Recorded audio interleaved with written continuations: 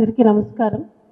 ఈరోజు ఈ press meet కార్యక్రమానికి జిల్లా అధ్యక్షులు అమర్ గారు, అలాగే ధర్మశ్రీ గారు, తైనాల విజయ్ కుమార్ గారు, ముల్లప్పారావు గారు అండ్ పల్లదుర్గ గారు, ప్రింట్ అండ్ ఎలక్ట్రానిక్ మీడియా మీ అందరికీ కూడా నమస్కారాలు తెలియజేసుకుంటూ, మీ అందరికీ తెలుసు గత కొన్ని రోజుల క్రితము నా మీద అవిశ్వాసము టీడీపీ, జనసేన, బీజేపీ పార్టీలు అవిశ్వాసం పెట్టాయని మీ అందరికీ తెలుసు. ముఖ్యంగా చెప్పాలి అంటే గత 4 సంవత్సరాల క్రితము అప్పటి ముఖ్యమంత్రి శ్రీ వైఎస్ జగన్మోహన్ రెడ్డి గారు గ్రేటర్ విశాఖ మున్సిపల్ కార్పొరేషన్కి యాదవ కమ్యూనిటీకి చెందిన ఒక బీసీ మహిళకు అవకాశము ఇవ్వడం జరిగింది. అంటే బీసీ జనరల్ అయినప్పటికీ కూడా మహిళకి అక్కడ ప్రాధాన్యత ఇవ్వడం జరిగింది. అంతేకాకుండా కార్పొరేషన్లో 22 మంది వైసీపీ కార్పొరేటర్స్ యాదవ కమ్యూనిటీకి చెందినవారు, అందులో 13 మంది గెలవడం జరిగింది. దాంతోపాటుగా యాదవ కమ్యూనిటీ ఏ విధంగా అయితే విశాఖపట్నంలో ఉందో అలాగే కాపు సామాజిక వర్గం కూడా అంతే విధంగా ఈ విశాఖపట్నం జిల్లాలో కాపు సామాజిక వర్గం కూడా అంతే ఉంది. అలాంటి కాపు సామాజిక వర్గం నుంచి కూడా 22 మంది కార్పొరేటర్స్ గెలుపొందారు. అయినప్పటికీ కూడా యాదవుల మీద ఉన్న గౌరవము, మమకారముతో మాకు గ్రేటర్ విశాఖ మున్సిపల్ కార్పొరేషన్కి ఒక యాదవ సామాజిక వర్గానికి చెందిన మహిళగా నాకు అవకాశం కల్పించారు అప్పటి ముఖ్యమంత్రి శ్రీ వైఎస్ జగన్మోహన్ రెడ్డి గారు. అంతేకాదు అప్పటి నుంచి ఇప్పటి వరకు మేయర్గా వచ్చినప్పటి నుంచి ఇప్పటి వరకు కూడా పార్టీలకు అతీతంగా మా వైఎస్ఆర్సీపీ పార్టీ సిద్ధాంతం ఏంటంటే కులాలు, మతాలు, పార్టీలు చూడము, అందరికీ సమాన న్యాయము చేస్తామన్నది పార్టీ సిద్ధాంతము. అటువంటి సిద్ధాంతాన్ని తీసుకునే పార్టీలకు అతీతంగా ప్రతి వార్డుని కూడా డెవలప్మెంట్ చేయడం జరిగింది. అంతేకాదు యాదవ సామాజిక వర్గానికి ఒక కమ్యూనిటీ భవనం కావాలి అని అప్పటి ముఖ్యమంత్రి శ్రీ వైఎస్ జగన్మోహన్ రెడ్డి గారికి వినతి పత్రం ఇవ్వడము, వెంటనే అప్పటి కలెక్టర్ గారు మల్లికార్జున గారితో ముఖ్యమంత్రి గారు చెప్పడము, వెంటనే మాకు సైట్ ఎండాడ హైవే పక్కన 1 ఎకరం సైట్ ఇవ్వడము, అది క్యాబినెట్లో ఆమోదించిన తర్వాత ఎలక్షన్స్ ముందు మేము శంకుస్థాపన చేయడము, ఇవన్నీ కూడా జరిగాయి. అది మీ అందరికీ కూడా తెలుసు.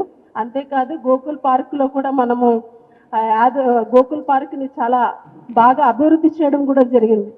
అంటే ఒక కమ్యూనిటీ కోసమే కాదు, మొత్తం అన్ని వర్గాలని కూడా బాగా ఉండాలని అన్ని వార్డ్స్కి కూడా ప్రయారిటీ ఇస్తూ ఇప్పటివరకు కూడా ఎంతో బాగా చేసిన పదవికి ఈరోజు అవిశ్వాసం పెట్టి నన్ను దింపేయాలని కూటమి ప్రభుత్వము కంకణం కట్టుకుంది. అది ఎంతవరకు సమంజసమో పత్రికా మిత్రుల ద్వారా ప్రజలకి నేను విన్నవించుకుంటున్నాను.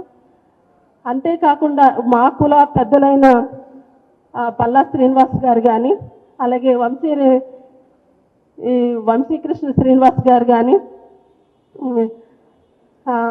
ఒక మీ సోదర సమానురాలైన మేయర్ గారి మీద అవిశ్వాసం పెట్టడము అది ఎంతవరకు కరెక్ట్ అన్నది మీరు ఆలోచించాలి. ఏదో కుట్రలు కుతంత్రాలు చేసి నన్ను దించేద్దామని ఎన్నో ప్రయత్నాలు చేస్తున్నారు.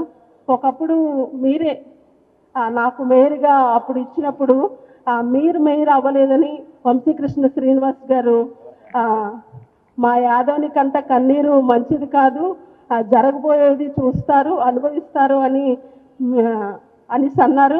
ఇప్పుడు మరో ఎమ్మెల్యేతో పాటు మీరు చేతులు కలిపి ఇప్పుడు మీ సోదర సమానురాలైన మేయర్ గారు మీ యాదవ కమ్యూనిటీకి సంబంధించిన బిడ్డ తన మీద మీరు అవిశ్వాసం పెట్టి దించడానికి ఎన్నో కుట్రలు పన్నుతున్నారు. ఇది ఎంతవరకు తగ్గుతుంది? అది మీకు న్యాయమేనా? ఇదంతా కూడా పత్రికా విలేకరుల ద్వారా ప్రజలకి విన్నవించుకుంటూ నిజంగా కమ్యూనిటీ మీద చిత్తశుద్ధి, కమ్యూనిటీ మీద గౌరవం, మమకారం ఉంటే తప్పకుండా యాదవ సోదరుడు కానీ యాదవ్ సోదరిమణ్ణి కానీ మీరు మీరు అవకాశం ఇవ్వండి, దానికి మేము ఎప్పుడు కూడా స్వాగతిస్తాము.